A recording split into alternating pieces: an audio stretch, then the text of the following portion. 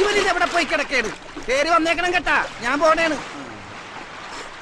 എന്താ ബ്ലസ്സി കൊച്ചെ? ആ ബ്ലാക്കിനെ എവിടെങ്ങാനും കണ്ടായിരുന്നോ സീസറെ? ആ അത് കൊള്ളാം. ആ മീനാക്ഷി കൊച്ചിന്റെ കൂടെ കാട്ടിൽ മരുന്ന് പറിക്കാൻ പോയ വകയിൽ കാശ് കുറെ കിട്ടിയേ. ഇനി ആ കാശ് തീരണ വരെ തുറയായ തുറതോറും കേറി ഇറങ്ങി കുടിച്ചു പെടുത്തിട്ട് അവൻ വരത്തുള്ളൂ. കരക്കടിഞ്ഞ അല്ലേലും ബ്ലസ്സി കൊച്ച് അവനൊന്ന് വരട്ടേണ്ട കാര്യമുണ്ട്. ഇപ്പൊ ഞങ്ങളെ കണ്ട അവന് പഴയ സ്നേഹമൊന്നുമില്ല. നീ ശ്രദ്ധിച്ചായിരുന്നടാ സീസറെ? ആ മീനാക്ഷി കൊച്ചിന്റെ കൂടെ കൂടിയ പിന്നെ നമ്മുടെ ബ്ലാക്കിന് നല്ല സെന്റിന്റെ നാറ്റം. അതെ അതെ.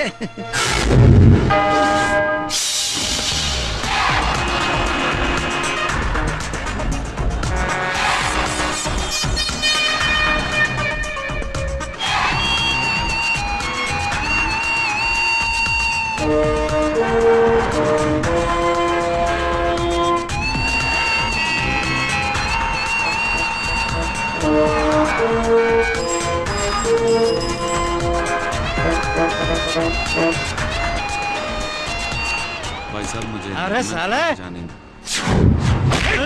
कुत्ते का बच्चे, तुम मेरा नाम से खेल रहा है? मैं डीवाईएसपी विक्रम वर्मा हूँ, मालूम है? मालूम? 500? मैं गरीबी आदमी गरीब आदमी है तो? अरे साले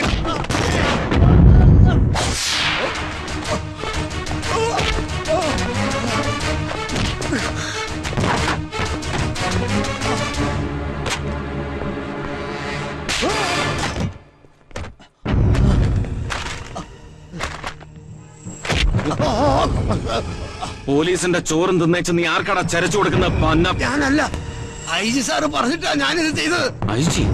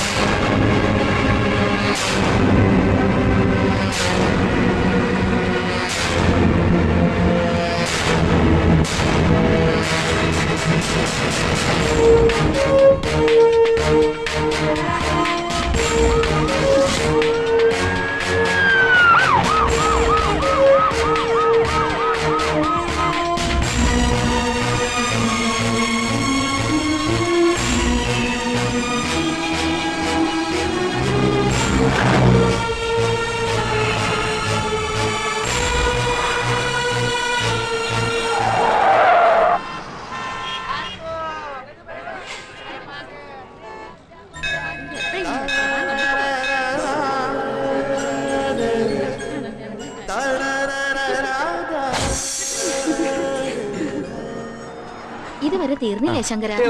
ഇനി 4 പീസും കൂടിയേ ഉള്ളൂ. ശ്യാമേച്ചന്റെ ചുവന്ന ചുരിദാർ എടുത്ത് കൊടുത്തില്ലായിരുന്നോ? എനിക്കിന്ന് കോളേജിൽ ഇടേണ്ടതാ. രണ്ടാളും വഴക്കടിക്കണ്ട, തേച്ചകത്ത് വെച്ചിട്ടുണ്ട്. ശരണ്യെ കുഞ്ഞിപ്പാ ശ്യാമക്കുഞ്ഞ് ആദ്യം എടുത്തു തന്നത്. ഒന്നും നോക്കില്ല, അതിന് മുമ്പ് തുടങ്ങും മായാടി. നീ ക്ഷമിക്കേ, അവള് കൊച്ചുകുട്ടിയല്ലേ. ആ ശങ്കര, നീ ഇപ്പൊ അഗ്രഹാരത്തിൽ പോവാറില്ലേ? ഒന്ന് കൊന്നരാടെ പോയി ഞാൻ നമ്മുടെ വീട് തൂത്ത് തുടച്ചിടാറുണ്ട്. പിന്നെ തൂത്ത് തുടച്ചിടാൻ അത് മാർബിൾ വിരിച്ച കൊട്ടാരല്ലേ? എടിയടി, ഒരു കാലത്ത് നമുക്കത് മാർബിൾ കൊട്ടാരം തന്നെ ആയിരുന്നു. അത് മറക്കണ്ട, തിരിച്ചു പോകേണ്ടതും അങ്ങോട്ട് തന്നെ. സോറി ഏട്ടാ. അമ്മേ, ഏട്ട പോവാനിറങ്ങി. ഇന്ന് ഇത്തിരി വൈകി പോയാലും കുഴപ്പമില്ല ഏട്ടാ. ഇന്നെന്താണ് പ്രത്യേകത? നല്ല ആളാ നീ. ഇന്ന് നിന്റെ പിറന്നാളല്ലേ? രാവിലെ അയ്യപ്പന്റെ അമ്പലത്തിൽ പോയി വരുന്ന വഴിക്ക് വെജിറ്റബിൾ മാർക്കറ്റിൽ ഒന്ന് കേറി. ഹാപ്പി ബർത്ത്ഡേ ഏട്ടാ. Thank you. പുണർദ നക്ഷത്രം ശ്രീരാമദേവന്റെ നാളാന്ന തിരുമേനി പറഞ്ഞത് അല്ലേ അമ്മേ?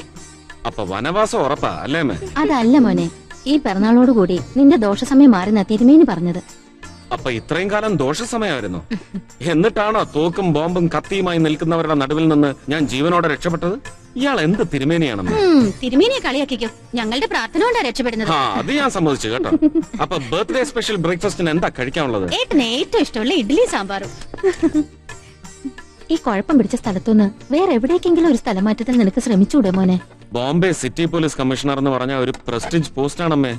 എത്ര പേരാ ഈ സ്ഥാനത്തിന് വേണ്ടി ചരട് വലിക്കുന്നറിയാ? നമുക്ക് നമ്മുടെ കേരളത്തിലേക്ക് പോയാലോ മോനെ? അതിനൊക്കെ വലിയ രാഷ്ട്രീയ സ്വാധീനം വേണം അമ്മേ. അവർക്കാണെങ്കിൽ എന്നെ ഒട്ട് കണ്ടും കൂടാ. ഇവിടുത്തെ രാഷ്ട്രീയക്കാർക്ക് ഉണ്ണിമന്താണെങ്കിലേ നമ്മുടെ നാട്ടിലുള്ളവന്മാർക്ക് പെരുമന്ത. അയ്യോ, സമയം പോയത് അറിഞ്ഞില്ല. ഹോം മിനിസ്റ്ററുടെ കോൺഫറൻസ് ഉള്ളതാ. ഒരെണ്ണം കൂടി കഴിക്കും മോനെ. വേണ്ടമ്മേ.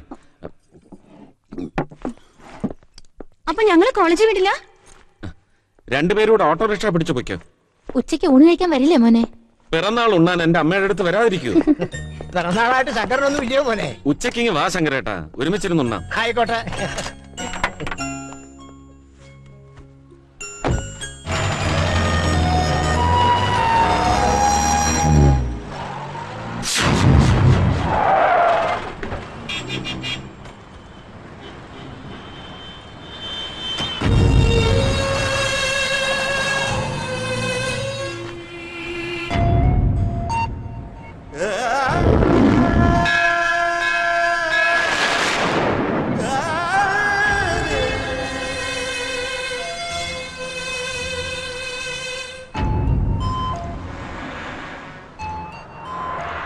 भाई साहब, ये पुराना वसाहत पे जो रहता था उन लोग कहाँ हैं? मुझे मालूम नहीं। पिछले पुलिस कमिश्नर रमेश शर्मा अब कहाँ रहता है? मैं इधर नया आदमी हूँ साहब।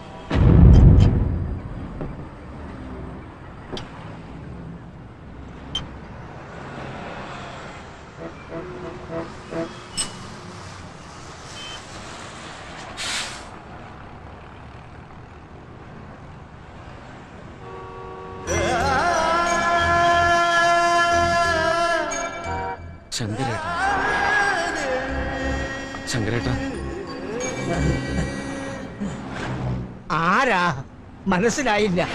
ശങ്കരേട്ടാ, ഞാൻ ആരാന്നാ പറഞ്ഞത്? ഇത് ഞാനാ, രമേഷ്, സരസ്വതി അമ്മാളിന്റെ മകൻ രമേഷ് ശർമ്മ.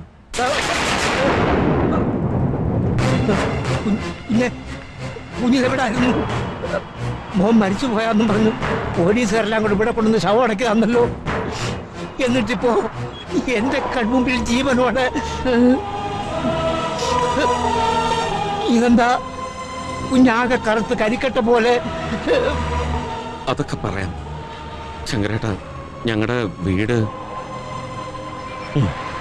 5-8 വർഷം മുമ്പ് അഗ്രഹാരങ്ങളൊക്കെ ഇടിച്ചു നിരത്തി വലിയ ഹോട്ടലാക്കി. ശങ്കരേട്ടാ, എന്റെ അമ്മയും അനിയത്തിമാരും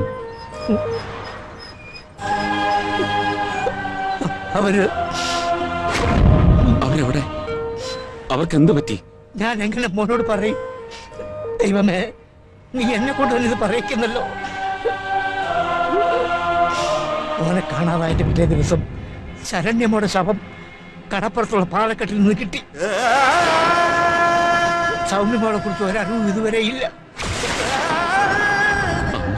ശരണ്യമോടെ ശവം കണ്ടതോടെ അമ്മ ബോധം കെട്ട് വീണു.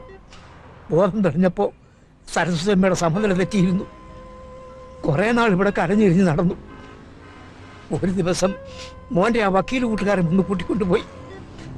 പിന്നെ എനിക്കൊന്നും അറിഞ്ഞുകൂടാ.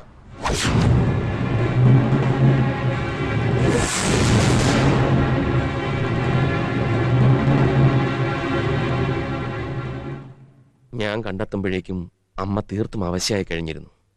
ആശുപത്രിയിൽ എത്തിക്കുമ്പോൾ ബോധമില്ലായിരുന്നു. ഡോക്ടർമാർ കഴിയാവുന്ന രീതിയിലെല്ലാം ശ്രമിച്ചു നോക്കി. പക്ഷേ ഒരാഴ്ച കൂടിയേ അമ്മയുടെ ജീവൻ അവർക്ക് പിടിച്ചു നിർത്താനായുള്ളൂ.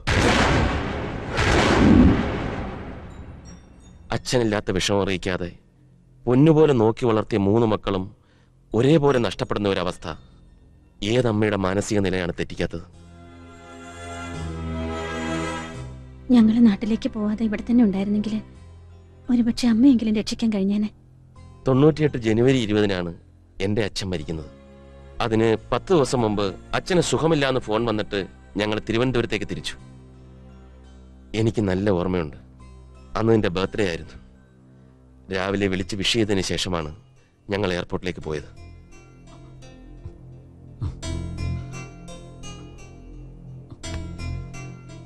എന്റെ ശ്യാമമോളെ കുറിച്ചെങ്കിലും എന്തെങ്കിലും വിവരം? ഒരു വിവരവും ഇല്ല. റെയിൽവേ ട്രാക്കിൽ നിന്റെ മൃതദേഹം കണ്ട വിവരവും ശരണ്യയുടെ മരണമൊക്കെ കൂട്ടി വായിച്ചപ്പോൾ എന്തോ ദുരൂഹതയുണ്ടെന്ന് എനിക്ക് തീർച്ചയായിരുന്നു. ഇതേപ്പറ്റി ഞാനും ഹേമയും കൂടി കോടതി ചെന്ന് മറ്റു വക്കീലന്മാരോട് ആലോചിച്ചു. അവര് പറഞ്ഞ വിവരം അതിലും ഞെട്ടിക്കുന്നതായിരുന്നു. നിന്നെ കൊന്നതിന്റെ പിന്നിലും കുടുംബം തകർത്തതിന്റെ പിന്നിലുമൊക്കെ ഇന്ത്യയിലെ ഏറ്റവും വലിയ ഭീകര സംഘടനയാണുള്ളതെന്ന്. അത് കേട്ടപ്പോ സത്യത്തിൽ പേടിച്ചു പോയി രമേശ്. അതുകൊണ്ടാ കോടതിയിൽ ഹാജരാക്കാൻ വേണ്ടി ദിനേശിനെ ഏൽപ്പിച്ചിരുന്ന ഫയൽ തുറന്നു നോക്കാൻ പോലും ഞാൻ സമ്മതിക്കാതിരുന്നത്. വക്കീലന്മാരാണെങ്കിൽ കൂടി ഈ മുംബൈയിൽ ഞങ്ങൾക്കുണ്ടായിരുന്ന ആകെ ഒരു ബലം രമേശായിരുന്നു. ആ രമേശിനെ കുടുംബത്തോടെ നശിപ്പിക്കായിരുന്നു എന്ന് കേട്ടപ്പോ അല്ലെങ്കിൽ തന്നെ നീ ഇല്ലാത്ത സ്ഥിതിക്ക് ഞാൻ ഈ ഫയലുമായിട്ട് എന്ത് പോരാട്ടം നടത്താന്? പക്ഷേ ഒരു പോലീസ് ഓഫീസർ എന്ന നിലയിൽ ഞാൻ ഏറ്റവും കൂടുതൽ ബഹുമാനിച്ചിരുന്ന രമേശന്റെ ജീവൻ ഈ ഫയലിൽ തുടിക്കുന്നുണ്ടെന്ന് എനിക്ക് തോന്നിയിരുന്നു. അതുകൊണ്ട് ഞാനിത് നശിപ്പിച്ചില്ല.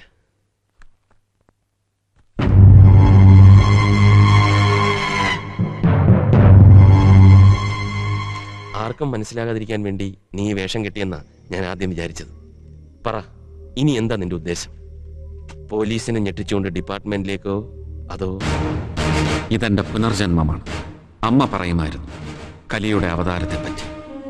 തിന്മകൾ മാത്രം ജയിക്കുന്ന കാലത്തിന്റെ ഈ കറുത്ത അധ്യായത്തിൽ ഒളിപ്പോരുകാർക്കേ ജയമുള്ളൂ. പോലീസും ഭരണാധികാരികളും എന്തിന് നീതിന്യായ കോടതി പോലും മുഖം മൂടി അണിഞ്ഞ സാധാരണക്കാരനെ കബളിപ്പിക്കുന്ന ഈ നാട്ടിൽ സത്യത്തിനു വേണ്ടി സ്വന്തം അമ്മയും സഹോദരിമാരെയും ബലി കൊടുത്ത സിറ്റി പോലീസ് കമ്മീഷണർ രമേശ് ശർമ്മയെ ഇവിടെ ആർക്കും ആവശ്യമില്ല. മറിച്ച് അധർമ്മത്തിന്റെ മുഖമടച്ചടി കൊടുക്കുന്ന ബ്ലാക്ക് എന്ന കലിയാണ് ഈ നാടിന് ആവശ്യം.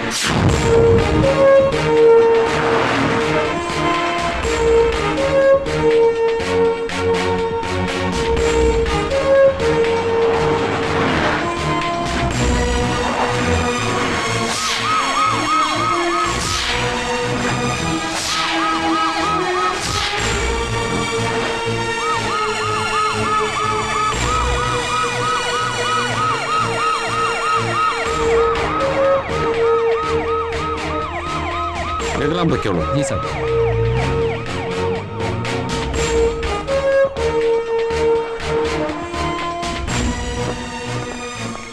Where's the coffee shop? Let's see, sir. Ramesh साहब है ना? हाँ. मीनाक्षी मैडम अंदर वेट कर रहा है. आइए साहब, मैं दिखाता हूँ. Thank you. കമ്മീഷണർ എന്ന് പരിചയപ്പെടാമെന്ന് കരുതിയ ഞാൻ ഇങ്ങോട്ട് വന്നത്. ഇന്നിനി വരില്ലായിരിക്കും അല്ലേ? വരൂ. നീ ഒന്ന് അടങ്ങ്. ഇന്നെന്തോ ഒത്തിരി കാര്യങ്ങൾ എന്നോട് പറയാനുണ്ടെന്നാ പറഞ്ഞത്. അത് നിന്നെ കളിപ്പിച്ചതായിരിക്കും. അതൊന്നുമല്ല, രമേശ് വരും. ഞങ്ങൾ തമ്മിൽ പരിചയപ്പെട്ടിട്ട് ഇന്ന് വരെ ഒരു ബർത്ത്ഡേക്ക് പോലും എന്നെ കാണാതിരുന്നിട്ടില്ല.